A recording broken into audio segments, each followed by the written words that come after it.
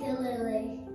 Rydyn ni wedi bod yn brysur fel rydych chi'n gallu gweld, ac tra dyn ni'n neud hwn, oeddwn ni'n meddwl amdano chi.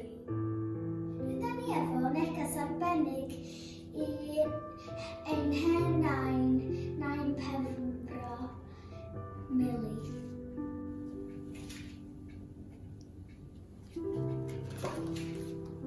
I nain Penfro, dydd Sant Ffolan Tapus. Gobeithio rydych chi'n cael diwrnod lyflu ac yn mwynhau pob wyliad. Rydyn ni'n clywed llawer o bethau da amdanoch. Cofiwch fyddwn ni bob tro yma i chi. Caru mawr o ddiolch, Ela.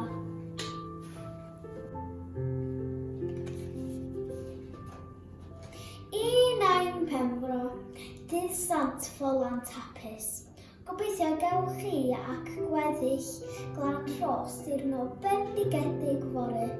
Rydw i yn caru chi ac yn methu chi gymaint. Sws mawr gan Lili.